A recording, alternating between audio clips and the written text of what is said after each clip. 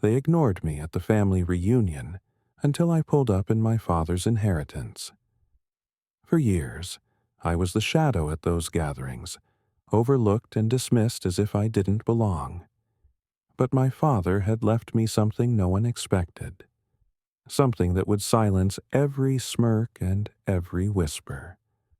And when I arrived that day, the entire family finally saw me differently.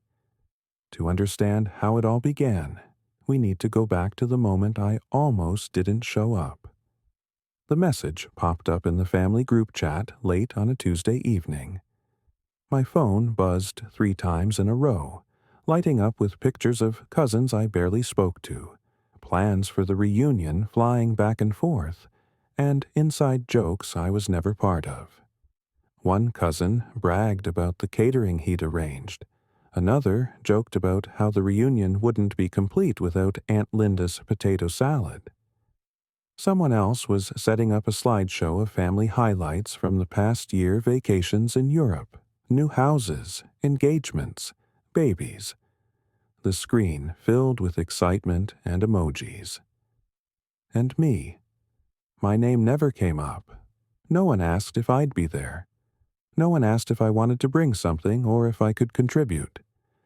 I was a silent participant in a conversation that moved along just fine without me. I sat there staring at the chat, my thumb hovering over the keyboard, and felt that familiar ache in my chest, the kind of ache that comes from being invisible for too long. For years, I'd been the afterthought at those reunions, the cousin who never quite measured up, the one they couldn't brag about, the one they barely acknowledged unless it was out of politeness. I thought back to the reunions of the past. I'd show up carrying my small victories, maybe a promotion at work, maybe a student who had just won a scholarship, maybe just the fact that I was making ends meet on my own. And every time my accomplishments were brushed aside, drowned out by louder stories. A cousin announcing his second investment property, another showing off her fiance's diamond ring, a nephew holding up a brand new set of car keys from his parents. Compared to them, I was ordinary, and in their eyes, ordinary wasn't worth celebrating. As I scrolled through the messages, I asked myself the same question I asked every year. Why go? Why put myself through another day of tight smiles, whispered comparisons, and backhanded compliments disguised as family banter? Why willingly step back into the role of being overlooked, dismissed, and quietly judged? I thought about making an excuse. It would have been easy, say I was busy, say I couldn't get time off work, say I wasn't feeling well. The truth was, nobody would notice. Nobody would miss me. My absence would barely register. But then another thought pushed through, one I couldn't ignore. A memory of my father. I remembered coming home from a reunion years ago, my shoulders slumped, my eyes burning with tears I refused to let fall. He'd been sitting in his old chair by the window, the one where he always read the newspaper. He looked at me with those tired but steady eyes and asked, "Rough day?" I didn't have to answer. He already knew. And then he said the words that stuck with me ever since. "One day, they'll see your worth. Don't let anyone make you smaller than you are." That sentence hit me like a heartbeat that night, and it hit me again as I stared at my phone now. My father never cared what the family thought of him, or how little they respected his hard work. He taught me that dignity isn't measured by the applause of others, it's measured by how firmly you stand when no one claps at all. For a long time, I didn't believe him. I let their silence shrink me. But not this time. I could feel something stirring inside me as I sat there, thumb still hovering over the keyboard. I didn't know what the reunion would bring. I didn't know if it would be another day of biting my tongue and swallowing my pride. But I knew this. I wasn't going to hide. Not anymore. So I typed a simple reply into the group chat. "It'll be there." And then I waited. The screen stayed still. 10 minutes passed, then 20, then an hour, nothing. Not a single like, not a single response. My message disappeared into silence, buried under new conversations about centerpieces and playlists. I should have been surprised, but I wasn't. I'd been ignored before. But this time, the silence didn't sting the same way. This time, their dismissal felt like fuel. Because deep down, I had no idea just how different this reunion was going to be. And the cracks in their perfect little world would start to show much sooner than they expected. From the outside, our family reunions looked like something pulled out of a magazine.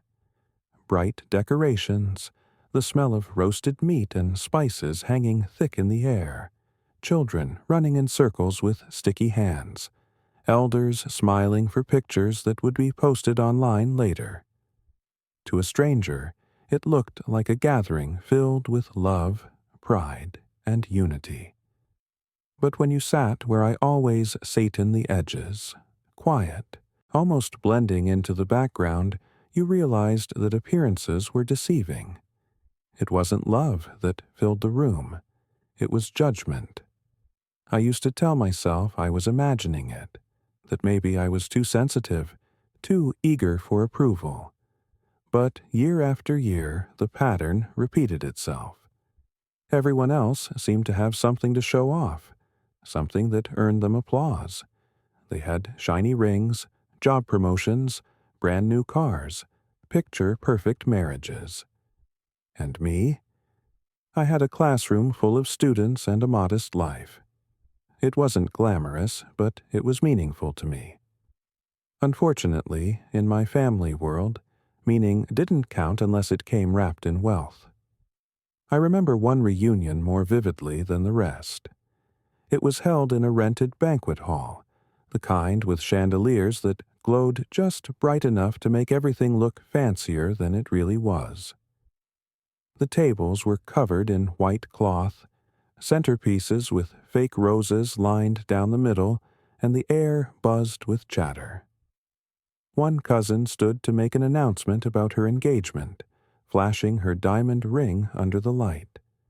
Everyone gasped, clapped, and rushed over to hug her. Another cousin pulled up a slideshow on his laptop, proudly showing off pictures of the house he had just bought. His parents practically glowed with pride as relatives surrounded them with congratulations. And then there was me, sitting quietly at the corner table. I had just been named Teacher of the Month at my school, a recognition that meant something to me, because it wasn't just about me, it was about the children whose lives I was touching. I wanted to share that moment, wanted someone to clap for me too. But when I opened my mouth, when I tried to bring it up in casual conversation, it was brushed off. "That's nice," one aunt said, before immediately turning her head to gush about my cousin's new car. "Oh, how exciting," another relative added without even looking at me, already distracted by the photos being passed around. I felt the words dissolve in my throat, and with them, a piece of me. Every time I tried to stand tall, they cut me back down to size. Just a teacher. That was the phrase they used, as if my work was a hobby, as if the lives I touched didn't matter. The questions were worse than the silence. They weren't really questions at all, but reminders that in their eyes, I wasn't enough. Still renting that little place? Still single? Do you think you'll ever do something bigger with your life? They said it with fake concern, but the smug undertone was impossible to miss. Every question was a blade wrapped in sugar. And then came the laughter. They laughed when I spoke about my students, calling it cute, like my life was some small side project while theirs was the real thing. They chuckled when I admitted that money was tight sometimes, as if struggling was a weakness rather than proof of resilience. They even made jokes at my expense light-hearted to them, humiliating to me. Don't worry. Sarah will always be our family's good heart, even if she's not the success story. Smiles, chuckles, glasses raised. My face burned, but I swallowed it down, pretending it didn't bother me. I started to master the art of shrinking. I kept my stories short, my laughter quiet, my presence small. I'd excuse myself to the kitchen under the pretense of helping out, but really it was just to escape. I remember standing there once, gripping the counter, forcing the tears back down. My chest ached with the weight of unspoken words, words that no one in that room wanted to hear. My father always found me in those moments. He'd come into the kitchen with that calm expression of his, carrying a plate of food, and place it gently in front of me. "Eat something," he'd say, like it was the cure for everything.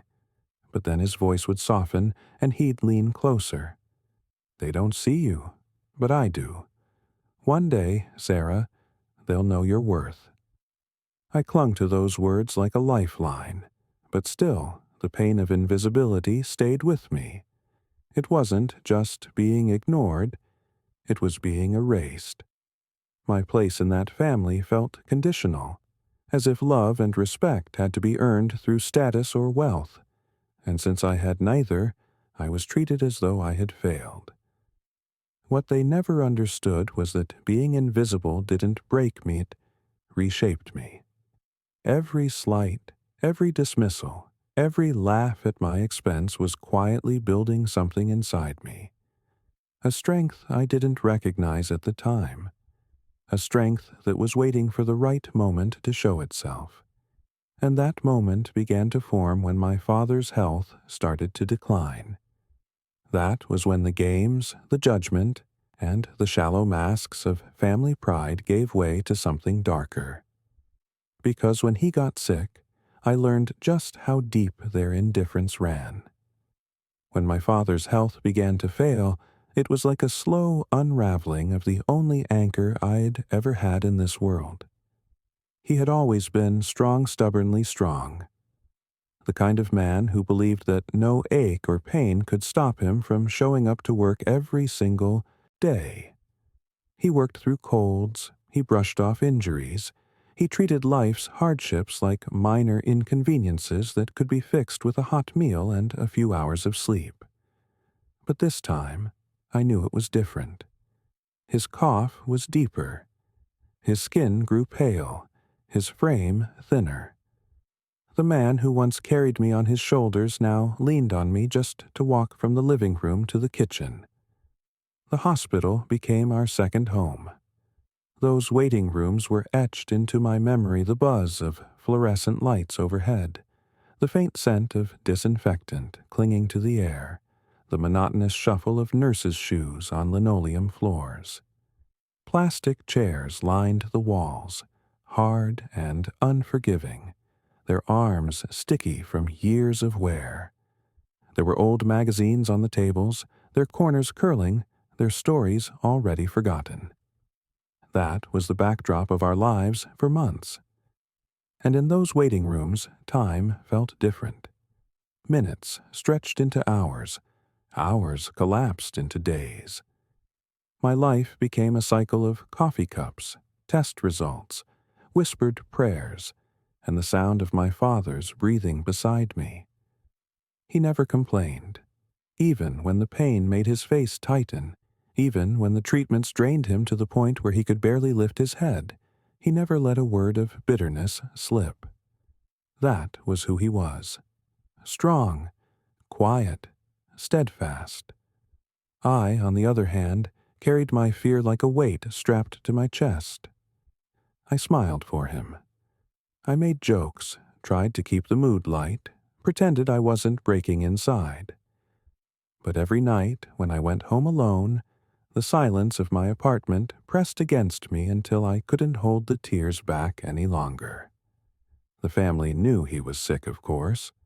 but the way they acted, you'd think it was just another story to talk about over coffee. They sent texts, short, shallow updates that always felt more like obligations than genuine concern. How's he doing? Hope he feels better soon. Once in a while, someone would show up at the hospital, dressed too nicely for the occasion, carrying a smile that didn't reach their eyes. They'd sit for a few minutes, ask him how he was, maybe take a picture with him to post online, and then they'd slip out with excuses about work, kids, or errands. 15 minutes of the performance, and then gone. But when they thought I wasn't listening, I heard their whispers, conversations in corners, words they tried to hide but didn't.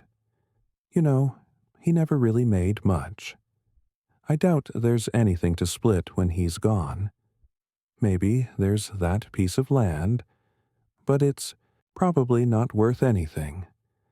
Their voices cut through me like knives. They were already talking about what little he might leave behind, as if the man lying in that bed was nothing more than a ledger waiting to be settled. They didn't see him the way I did. They didn't value the years of hard work, the sacrifices, the dignity. They reduced him to numbers that, in their minds, didn't add up. I sat through every appointment, every test, every sleepless night. I held his hand when the pain was so sharp he clenched his fists until his knuckles turned white. I read him the newspaper when his eyes grew too tired. I brought him his favorite soup when he refused to eat. And when the nights stretched long and the halls grew quiet, he would sometimes talk to Menot as a father trying to protect his daughter, but as a man passing down the truths he wanted me to carry. One night, when the machines beside his bed beeped steadily and the world outside felt unbearably still, he reached for my hand. His grip was weak, but his eyes locked on mine with a clarity I'll never forget. "Sarah," he whispered, "don't let them decide who you are. They'll always see you the way they want to, but that doesn't mean they're right. You drive your own life. Promise me that." I nodded, but I could barely get the words out. My throat burned, my chest ached, but I said, "I promise, Dad." He smiled, that small, tired smile that carried more love than words ever could. And in that moment, I understood he wasn't just talking about the family. He was talking about life, about all the ways people would try to box me in, define me, make me feel small. He was telling me that I had the power to break free, to take the wheel, to prove my worth not by their standards, but by my own. That year was the hardest of my life. Days blurred into nights. Hope rose and fell with every test result, every phone call from the doctors. And then, finally, the day came that I had been dreading but couldn't avoid. My father was gone. At the funeral, the same relatives who had whispered about his worth showed up dressed in black, offering condolences that sounded rehearsed. They hugged me with arms that felt stiff, spoke about him as if they had known him deeply, as if they had been there in the waiting rooms holding his hand. I stood there, nodding politely, but inside I wanted to scream. They hadn't been there. They hadn't seen the strength it took for him to face each day, the dignity with which he carried his pain. That was mine to witness. That was mine to hold. And then, just as I thought all I had left were fading memories and unbearable grief, the lawyer pulled me aside. He handed me a sealed envelope with my name on it. The handwriting on the front was unmistakable, my father's careful, steady script. My heart pounded as I held it, the weight of paper suddenly heavier than anything I had ever carried. Inside that envelope was more than just ink and instructions. Inside it was the beginning of everything my family never expected. The day I went to meet the lawyer, The air felt heavier than usual, as if the whole sky had decided to hang lower just for me. Clouds rolled in thick and gray, pressing down on the city, and every step I took toward that office door felt like I was walking deeper into a storm I couldn't escape. My heart beat so hard in my chest that I could hear it, a steady drum of nerves that refused to quiet. The lawyer's building was tucked on a quiet street, the kind with creaking wooden steps that spoke beneath your feet. I remember thinking it smelled faintly of old paper and dust, the way places do when they've been carrying secrets for decades. I pushed open the heavy oak door, and the soft chime above it rang out like a warning bell. Inside, the office was warm but serious. Shelves lined with thick, leather-bound books stared down at me from the walls. Certificates framed in gold hung behind a desk that was neat, almost too neat, like it belonged to someone who didn't just practice order, but lived by it. The man behind the desk stood when I entered.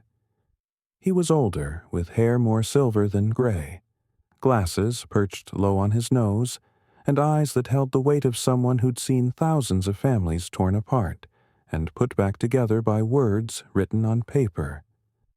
"Sarah," he said softly, as if saying my name any louder would break me.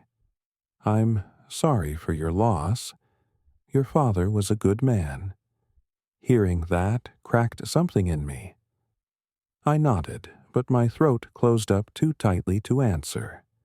He gestured for me to sit, and I lowered myself into the chair, clutching the strap of my bag as though it might hold me together. On his desk was a folder. It was plain, manila, unremarkable, except for the name typed across the tab, Robert Mitchell.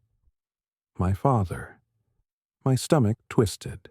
That simple folder felt like the sum of his entire life, condensed into pages, signatures, and clauses.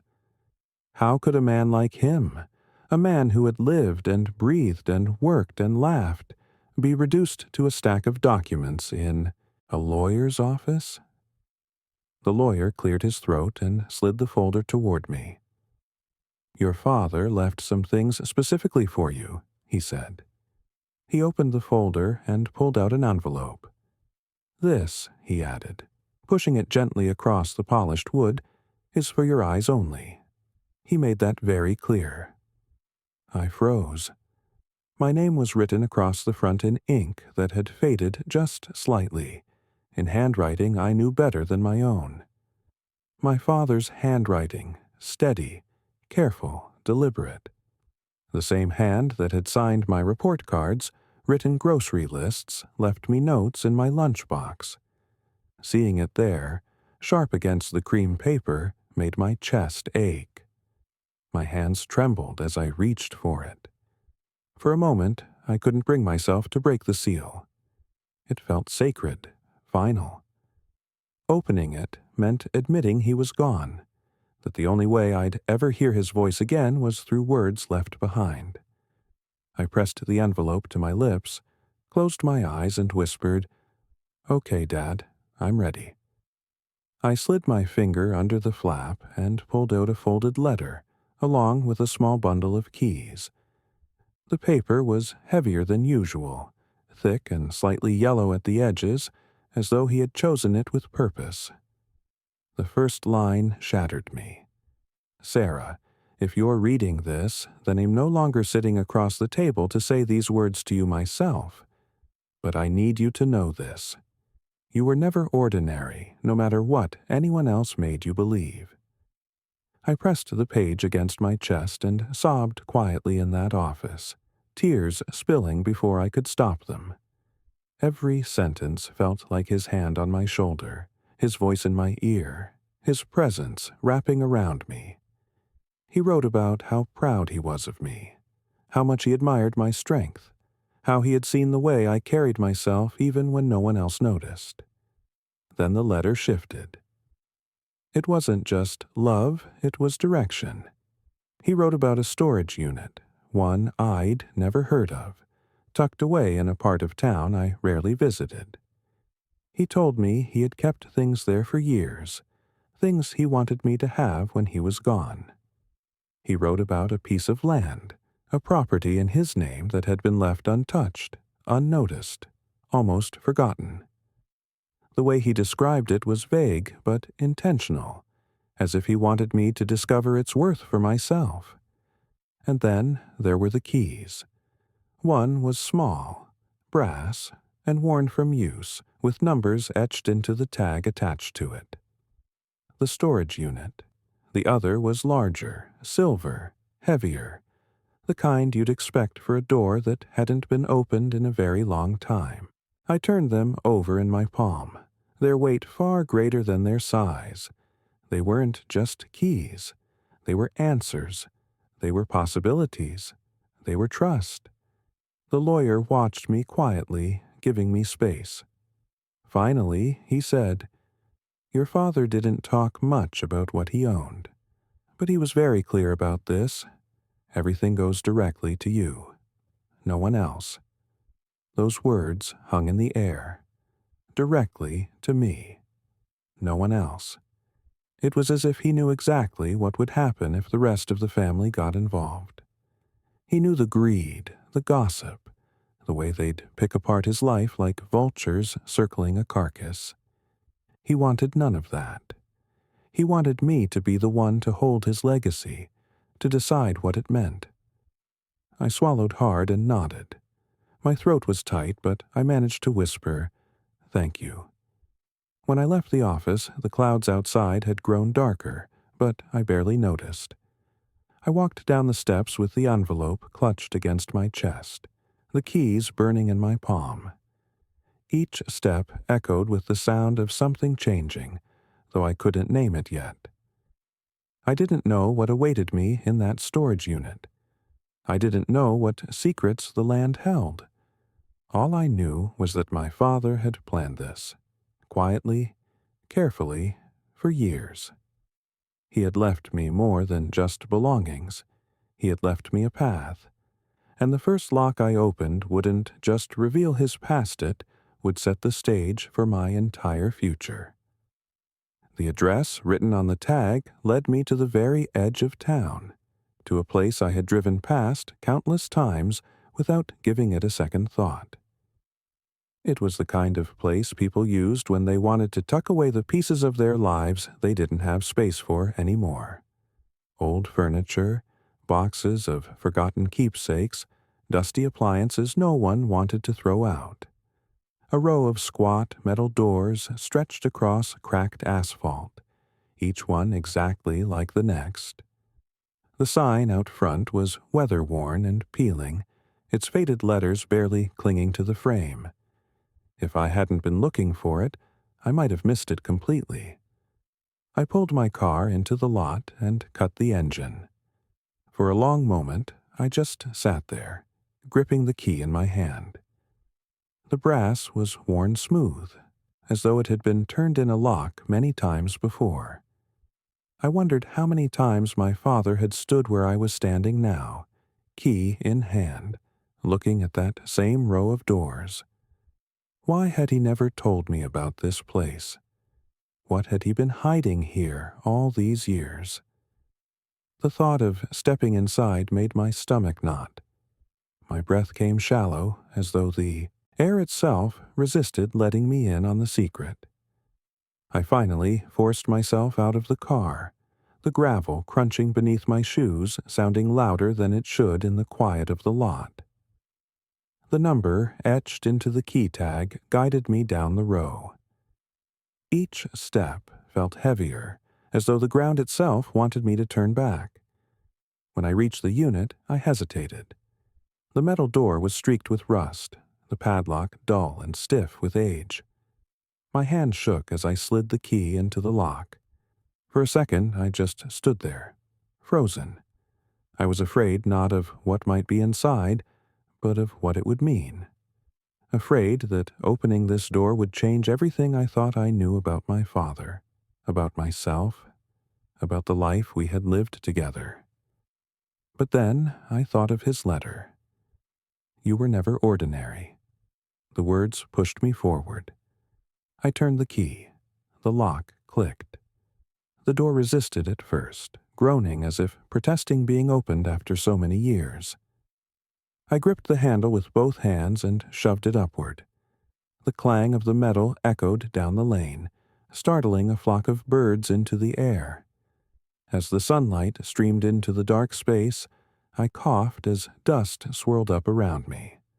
Slowly, the shadows gave way, and my eyes adjusted. At first, it didn't look like much. Just shapes under tarps, boxes stacked neatly along the wall, shelves lined with containers. But then I pulled back one of the tarps, and my breath caught in my throat. It wasn't junk. It wasn't storage. It was treasure. Beneath the tarp sat a car. Not just any car classic, the kind you'd see in movies or on glossy magazine covers about collectors. Its body gleamed even beneath a layer of dust, the deep cherry-red paint dulled but still rich, waiting for light to awaken it. Chrome trim traced the edges like jewelry, reflecting tiny shards of sunlight. I reached out with trembling fingers and ran my hand along the curve of the hood. The metal was cool beneath my skin, but in that moment it felt alive, humming with history. I stepped back and stared, my heart pounding. My father had never once mentioned this car. Not once. He never flaunted wealth, never cared for flashy things. To me, he had always been a man of simple needs, practical and grounded. And yet here it was, evidence that there was a part of him I had never known. A part he had carefully hidden, waiting for the right moment to reveal it. I opened the driver's side door, and the scent of old leather hit me instantly. It was warm and rich, mixed with the faint trace of oil and polish. The seats creaked as I lowered myself into the car. For a moment, I just sat there, gripping the steering wheel, imagining my father in this same spot. I could see him, sleeves rolled up, his calloused hands turning the wheel, his face calm as the engine purred to life. On the passenger seat lay a folder, thick and worn from handling. My name was written across it in black ink. My pulse quickened as I flipped it open. Inside were decades of records receipts, maintenance logs, scribbled notes in my father's familiar handwriting. Every oil change, every repair, every careful adjustment had been documented. He hadn't just stored this car here. He had tended to it, cared for it, preserved it with the kind of devotion most people reserved for family heirlooms. This wasn't just a car. This was a message, a gift. Proof that my father had been building something for me all along, quietly, patiently in the shadows. My hands trembled as I reached for the glove box. Inside was another envelope, thinner than the first, but no less important. I opened it and found a folded map, its edges yellowed with time. Lines crisscrossed across the page, coordinates carefully marked. A piece of land. The same one he had mentioned in his letter. I traced the markings with my fingertip, my throat tight. My father hadn't just left me memories. He had left me a legacy, hidden in plain sight. The car, the records, the land it, was all part of a plan to give me more than anyone in that family ever believed I could have. I sat there for a long time, the envelope in my lap, the map spread across my knees, my father's handwriting echoing in my mind. You drive your own life. Tears stung my eyes, but for the first time in months they weren't from grief. They were from hope. My father had believed in me enough to build this future in silence. And now it was my turn to decide what to do with it. As I closed the folder and tucked it carefully under my arm, I realized something that made my chest tighten with anticipation. The car was incredible, yes, but the map, the land, that was where the true secret waited. And if the car was enough to silence every doubt it carried, then what I was about to uncover on that land would shake everything I thought I knew about my family's story. The map from the glove box became an obsession. I would unfold it at night when the apartment was quiet, spread it out across my kitchen table, and trace the lines with my fingertips until my eyes blurred. I memorized every marking, every coordinate, every note my father had scribbled in the margins. The paper smelled faintly of oil and dust, as if it had lived its life folded and tucked away, waiting for this exact moment. And though I tried to distract myself with work or with books, my thoughts always came back to that map. My father had left it for a reason. He didn't waste words. He didn't leave things behind without purpose. Every underlined coordinate, every circle drawn in his steady hand meant something. It was as though he was speaking to me from beyond the grave, urging me to follow where he had once walked. But there was fear in me too. What if the land was nothing? What if I went there only to find emptiness, and this inheritance was just a cruel joke of fate? The anticipation ate at me until I couldn't stand it any longer. On a Saturday morning, before the sun had fully risen, I packed a thermos of coffee, slipped the map into my bag, and slid behind the wheel of the car. As the engine rumbled to life, it felt like the past and the present were merging. My father's hands had touched this wheel, just as mine did now. For a moment, I closed my eyes and whispered, "All right, Dad, show me." The drive took me farther than I had expected, past familiar streets, beyond neighborhoods where I had grown up, and into the quieter edges of the county. The farther I went, the more the world seemed to fall away. Paved roads gave way to gravel, gravel gave way to dirt. Trees arched over the narrow path, their branches interlacing like fingers in prayer, casting dappled shadows across my windshield. The air smelled different here, cleaner, sharper, laced with the scent of pine and earth. With every mile, my heart beat faster. The map lay folded on the passenger seat, but I didn't need it any more. I knew I was close. It felt as though the land itself was calling me, pulling me in. And when I finally reached the end of the trail, my breath caught.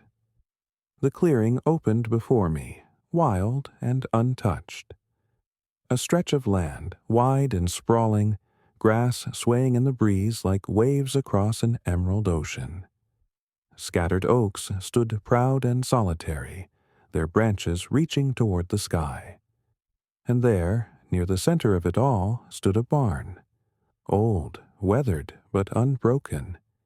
Its wooden boards had grayed with time. Its roof sagged, but it held itself together with the kind of stubbornness I recognized instantly.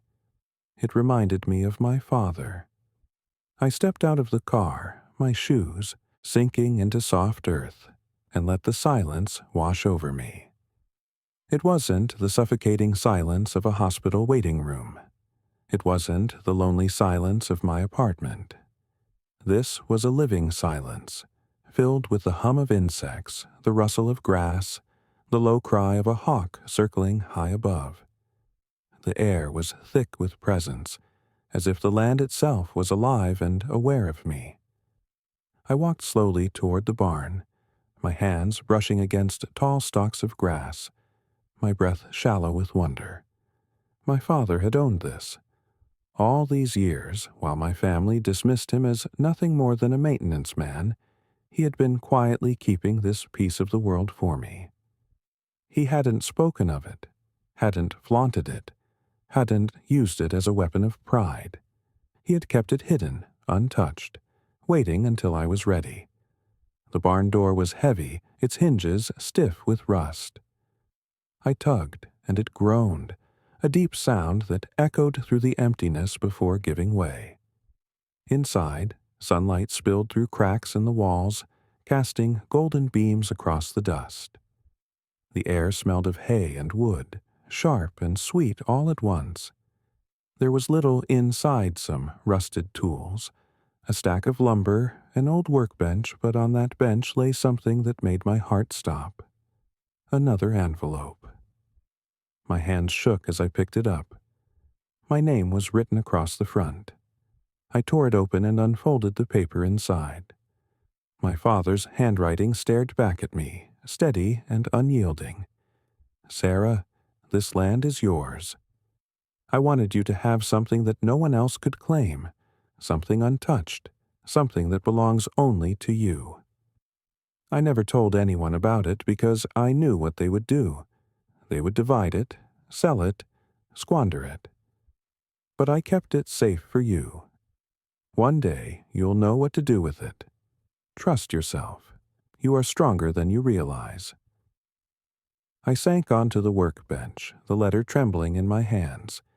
Tears blurred the words, but I didn't need to see them anymore. They were etched into me. He had thought of everything down to the silence of this barn, the solitude of this land, the gift of a space that belonged only to me. Outside, I walked the edges of the field slowly, deliberately, as though tracing the boundaries of my inheritance with my very steps. Each corner, each tree, each rise of the land felt like an extension of him. I imagined him standing here years ago, maybe younger, stronger, looking out across the grass and seeing possibility. Maybe he had dreamed of building something here. Maybe he had dreamed of me finding it exactly like this. It wasn't flashy. It wasn't covered in gold or jewels, but it was priceless. Because this wasn't just land, it was freedom. It was dignity. It was proof that my father had believed in me enough to secure something permanent, something untouchable, something no one in my family could ever belittle or take away. I stood at the center of the clearing, the wind tugging at my hair, and I felt something shift inside me. For the first time in my life, I wasn't thinking about being invisible. I wasn't thinking about being overlooked, dismissed, or laughed at. I was thinking about possibility. I was thinking about power. This land wasn't just soil and grass. It was a promise that I was more than the girl who sat quietly at family tables, more than the cousin who never had anything worth bragging about. My father had known it all along, and now, standing on this ground, I finally began to believe it myself. I folded the note carefully, tucked it back into my bag, and walked back toward the car. As I placed my hand on the hood, I realized something else. The car in the storage unit and this land weren't two separate gifts. They were pieces of the same story, pieces of a puzzle my father had been putting together for years. He had built me a legacy brick by brick, bolt by bolt, acre by acre, and it was up to me to carry it forward. As I slid back into the driver's seat and started the engine, I glanced once more at the barn in the distance. The reunion was coming soon, and this time I wouldn't be arriving as the invisible one. I would be arriving as the daughter of a man who had seen my worth long before anyone else did. The first time I sat in the driver's seat of the car, my father left me. I didn't feel powerful. I didn't feel triumphant. I felt small. The seat seemed to swallow me whole. The steering wheel felt too heavy in my hands, and the silence inside that storage unit pressed down on me like judgment. The car was beautiful, cherry red and gleaming even under layers of dust, but it didn't feel like it belonged to me. It felt like I had stolen my way into someone else's life. The doubts came quickly, whispering in the back of my mind the same way my family's voices always had. "You are not the kind of person who drives a car like this. You're just a teacher. You're ordinary. You'll never carry this the way he did. My palms went slick against the wheel, my throat tight, but I refused to let go. I whispered to myself, then ill learn. That became my vow.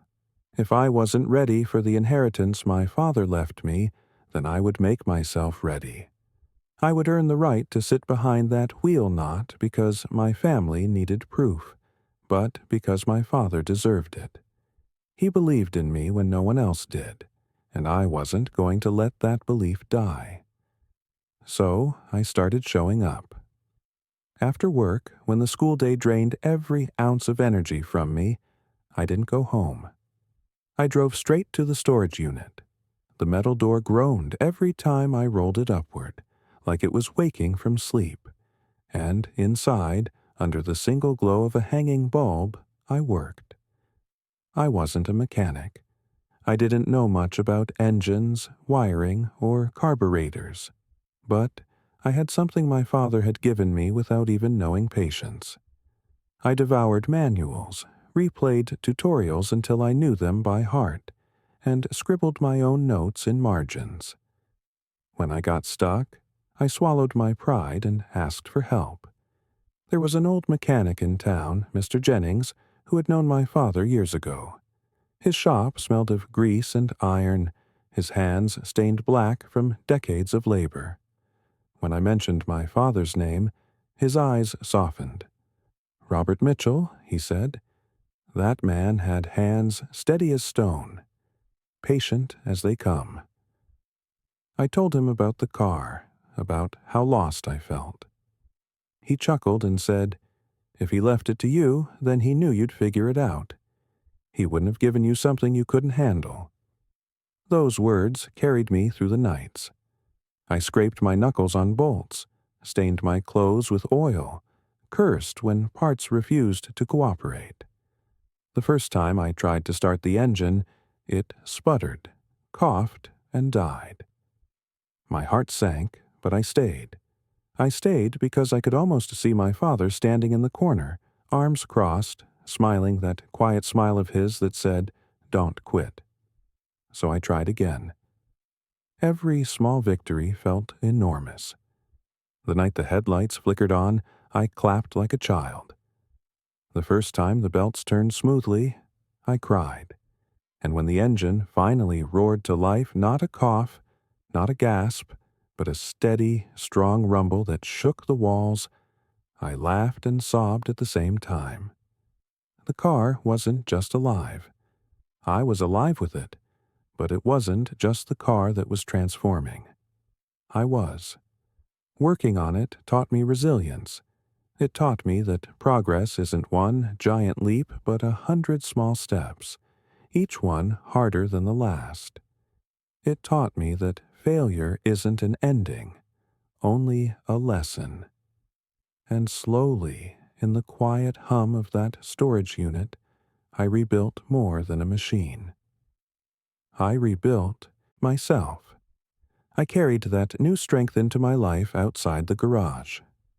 At work, I stopped letting people pile tasks on me without thanks. I invested in myself, took courses, created projects I'd been too scared to attempt before. I set boundaries, said no when I needed to, demanded respect in ways I never had. It was terrifying, but it was freeing. Still, there were nights I sat behind the wheel, tempted to end the wait. I imagined pulling up to the family reunion right then and there, imagined the way their faces would freeze, the way silence would ripple through the room. I wanted that moment. I wanted to finally be seen. But then I would hear his voice again, steady and patient. Move with purpose, not noise. So I resisted. I waited. I reminded myself that this car wasn't a weapon. It wasn't meant for revenge. It was a gift, a crown, something to carry with dignity. And then the reminder for the family reunion flashed on my phone. My chest tightened as my finger hovered over the screen. I could have swiped it away, like I had so many times before. I could have ignored it, hidden myself again. But then I thought about the car, the land, the barn, the letter. I thought about the nights of scraped knuckles and oil-stained clothes, the patience, the growth, the strength. This reunion would not be like the others. This time, I wasn't going as the invisible one. I wasn't going as the cousin they could dismiss, the daughter they could overlook, the woman they could call ordinary. I was going as the woman my father had always believed I could be. The woman who had finally become worthy of the wheel. And when that morning came, I knew exactly how I would arrive. The morning of the reunion came with a weight in my chest that was equal parts fear and anticipation. I woke before the alarm, the gray light of dawn painting shadows across the walls. For a long moment, I stayed still beneath the covers, staring at the ceiling, listening to the echo of my own heartbeat. My mind replayed the countless reunions before this one, those mornings when I dragged myself out of bed, dreading the humiliation ahead. I would stand in front of my closet rehearsing polite smiles, preparing excuses for why my life looked smaller than theirs, bracing myself for the sting of being overlooked. But this morning felt different. The nerves were still there, humming through my veins, but beneath them was something new, a current of strength. A quiet electricity whispered that I was no longer the same woman they had ignored. I had been remade in silence, brick by brick, bolt by bolt, until even I barely recognized myself. I swung my legs out of bed and stood. The floor was cool beneath my feet, grounding me as I walked to the window. Outside, the street lay empty, washed in pale pink and gold. The world was hushed, like it was holding its breath, waiting for me to move. It reminded me of the moments before a curtain rises in a theater, that trembling stillness before the first line is spoken, the hush before history changes. This was my curtain call, and the stage had never been bigger. I took my time getting ready. No frantic rush, no need to impress them. I wasn't dressing for their approval anymore. I was dressing for me. My clothes were simple but sharp, clean lines, subtle strength, a quiet authority in the way the fabric hugged my frame. With each piece I put on, I reminded myself that I belonged in my own skin. Then I reached for the necklace, the one my father had given me the day I graduated college. A delicate chain with a modest charm. I had nearly stopped wearing it after years of hearing family comments about how cheap it looked, how ordinary it was compared to the gold and diamonds flaunted by others at these reunions. But that necklace was priceless to me. It wasn't metal, it was a message. A reminder that my father believed in me, that his pride couldn't be measured by price tags. I fastened it around my neck and stared into the mirror. For the first time, I didn't see the girl who used to slink into these reunions, clutching a covered dish like a shield. I didn't see the woman who smiled too quickly, spoke too softly, and left early to avoid being a burden. No, I saw someone steady, someone who carried fire in her chest. I saw the reflection of my father in my eyes, quiet strength wrapped in humility. And then I picked up the keys. The metal was cool against my palm, the grooves pressing deep into my skin. For a moment, I closed my eyes. I imagined his hand over mine, the way he used to guide me across a street or steady me when I stumbled as a child. His grip had always been firm but kind, his smile patient. In that moment, I could almost hear him whisper, "Drive your own life." The words tightened my throat, and though tears burned behind my eyes, I smiled through them. The storage unit greeted me with the familiar creak of its door. The sound echoed into the morning stillness like a secret opening itself to the light. Inside, the car gleamed like a jewel waiting to be claimed. Weeks of effort had gone into preparing it, polishing every curve until the cherry-red body shone like glass. The chrome sparkled sharp as fire. The tires gleamed black as obsidian. The leather seats glistened with care. This was no longer just a carrot, was a statement, a crown, the vessel of my father's faith in me. I slid into the driver's seat, and the leather seemed to sigh beneath me, as if it recognized me now, as if it had always been waiting for me to claim it.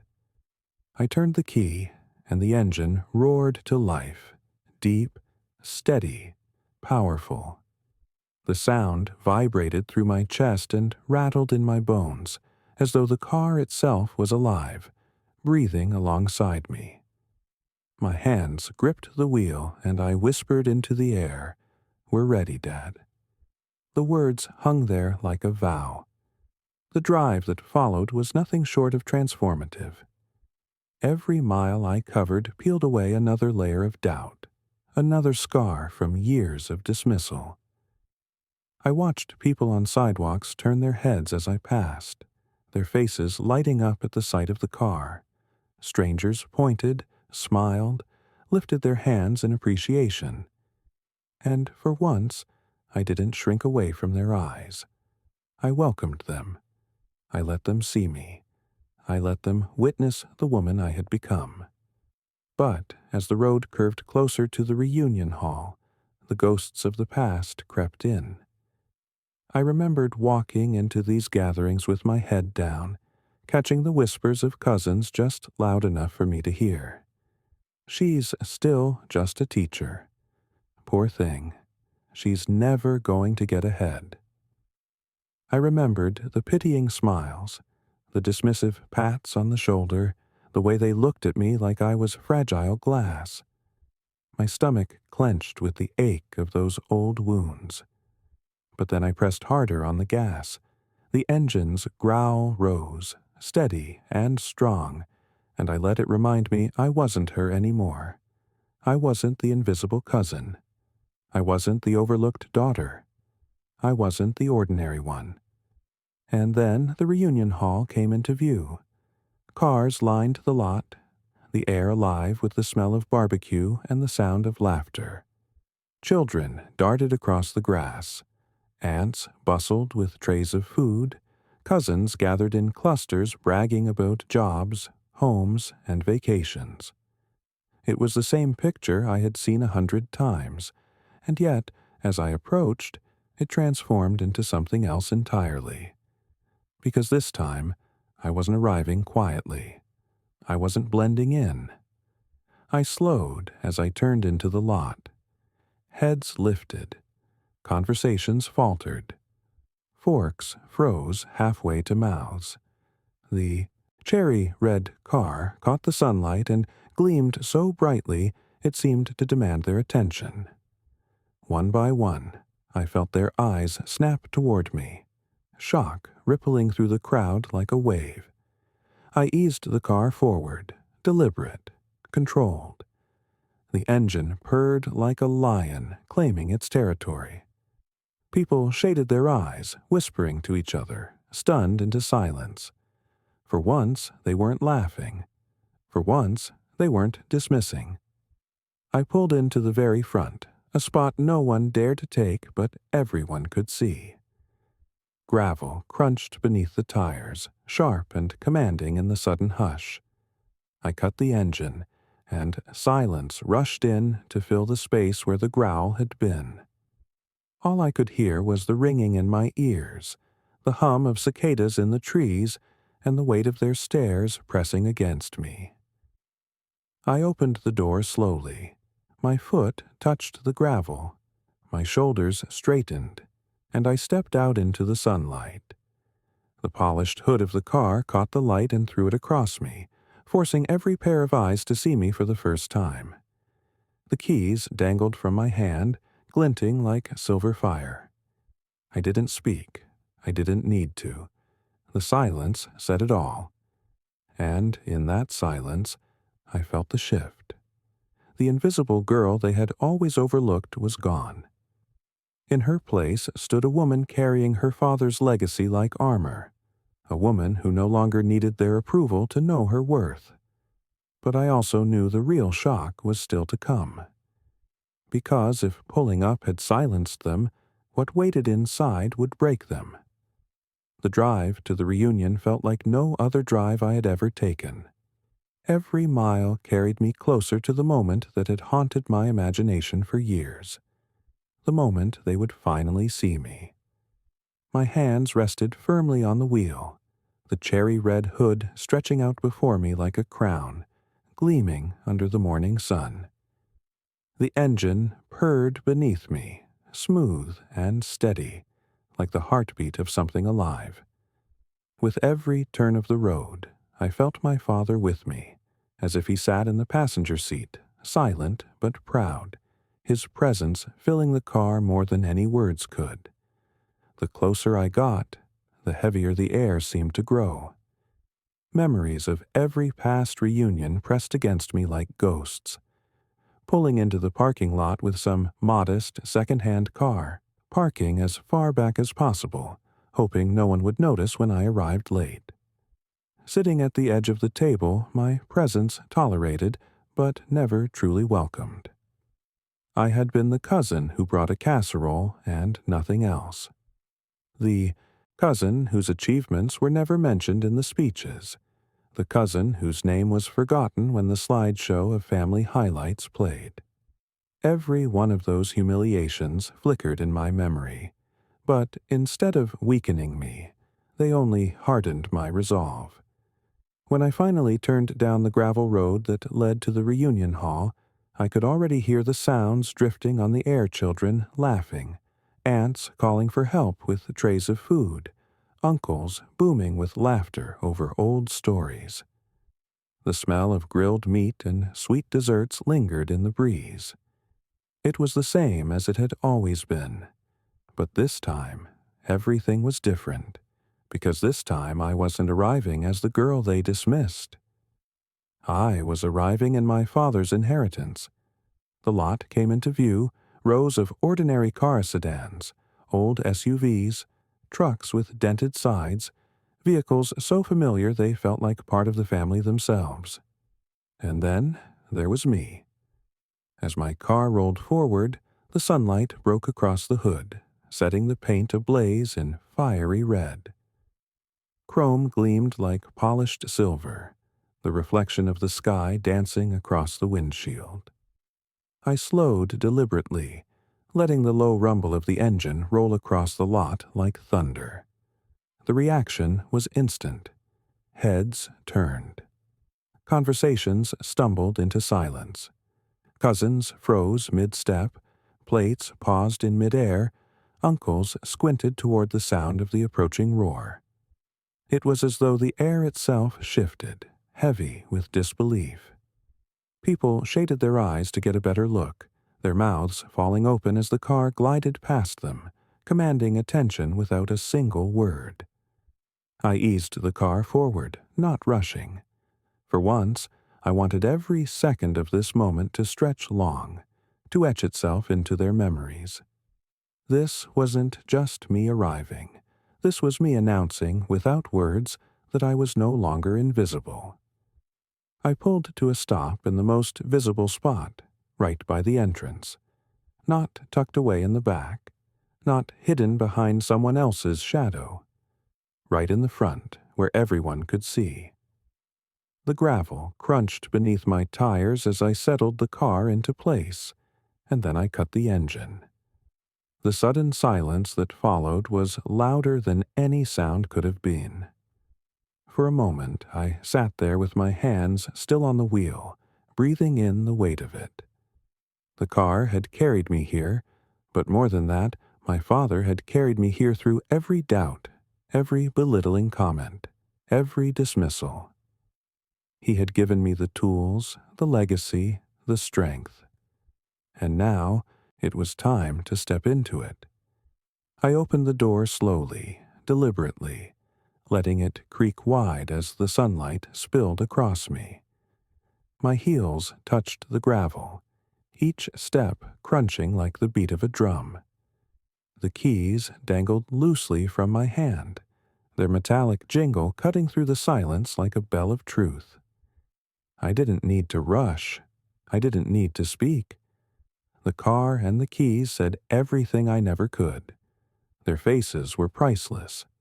Wide eyes, mouths parted, some frozen in shock, others whispering frantically to each other. I caught pieces of it. That's Sarah? No, it can't be. Where did she get that? That's not possible. Their disbelief swirled around me like smoke, but instead of choking me, it fueled me. For the first time in my life, their words didn't shrink me. They lifted me. I walked slowly toward the entrance, not lowering my eyes, not trying to slip past unnoticed. I carried myself tall, steady, my father's presence like a shadow at my side. The car behind me gleamed in the sunlight like proof carved in metal and paint. This wasn't just a vehicle. It was a symbol. It was his way of saying, "They will see you now." When I reached the doors of the hall, I paused. I turned slightly, letting my gaze fall back on the car. The way it shimmered, bold and undeniable, felt like the closing of one chapter and the opening of another. I let a slow smile touch my lips, a smile that came from deep inside, a smile that said I knew exactly what I had just done. Because pulling up in my father's inheritance wasn't just about shocking them, it was about reclaiming every piece of myself they had tried to strip away. And I knew, as I placed my hand on the door handle, that the real revelation, the part that would shatter their version of the truth forever, was still waiting inside. The hall had never felt so loud and yet so quiet at the same time. Voices buzzed just beneath the surface, but no one was speaking openly anymore. It was all whispers, all sideways glances, all half-finished sentences cut short when I turned my head. Forks scraped softly against plates, glasses clinked nervously, but beneath it all I could feel the hum of something darker, envy. They had moved past shock. When I first pulled up, they were stunned, their disbelief written plain on their faces. But now, their shock was calcifying into something else. Curiosity. Greed. The kind of restless hunger that made them shift uncomfortably in their seats, lean in closer to one another, and speak through the corners of their mouths. I caught bits of it. Aunt Linda's hissed whisper to her sister. If Robert left her that car, there must be more. Maybe money tucked away, maybe investments. Uncle Charles, always the calculating one, leaned back in his chair, rubbing his chin with slow deliberation. I could almost see the wheels turning in his mind, already trying to guess numbers, values, legal loopholes. My cousin Mark, who had laughed the hardest at me in years past, now sat pale and silent, his bravado gone, his eyes darting between me and the door as if he wanted to leave but couldn't look away. It was almost amusing, watching them scramble. For years, I had been invisible. For years, they had measured me and found me lacking, dismissing me as the cousin with nothing to offer. And now, suddenly, I was the center of their attention, not because they cared, not because they had discovered my worth as a person, but because they were finally forced to acknowledge that I carried something they couldn't ignore. Their calculators were out, even if only in their minds, running numbers, tallying up possibilities. But what they didn't understand was this. My father hadn't left me wealth to flaunt or to share. He had left me proof. Proof that he had seen me. Proof that I had always been more than the quiet shadow in the corner. Proof that I was worthy, and no amount of their scheming could strip that away. I let them whisper. I let them stew. I picked up my glass of water and took a long, steady sip, my calmness rattling them more than anger ever could. Then I set it down carefully, the sound of glass on wood sharp in the silence, and finally spoke. "You can whisper all you want," I said, my voice carrying cleanly across the table. "You can calculate, speculate, wonder. But my father didn't leave this to you. He left it to me, and no amount of talking will change that." The words landed with finality, slicing through the murmurs. Aunt Linda's mouth snapped shut. Uncle Charles dropped his gaze to his plate. Mark shifted uncomfortably in his chair, his shoulders hunched, his confidence dissolved. For once, no one had a comeback. No one had a smirk. No one had the courage to challenge me. I rose slowly, pushing my chair back with a scrape that echoed through the hall.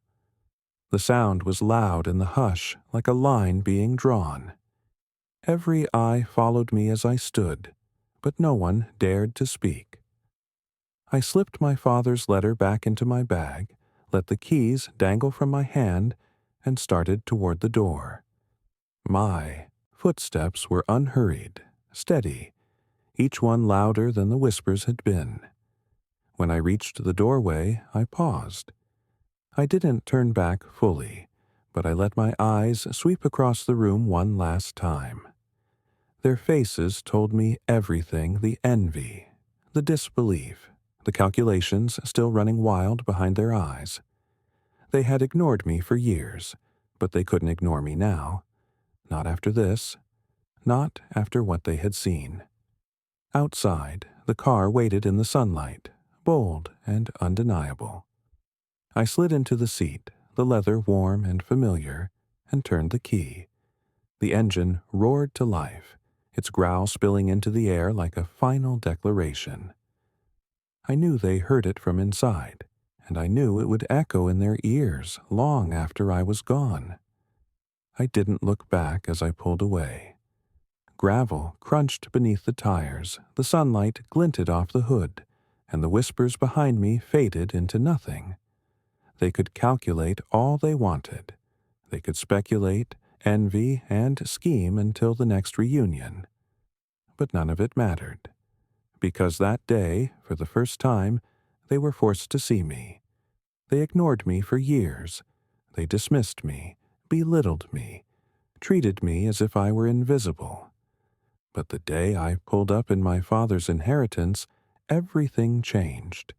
They finally saw me, and they would never, ever forget it.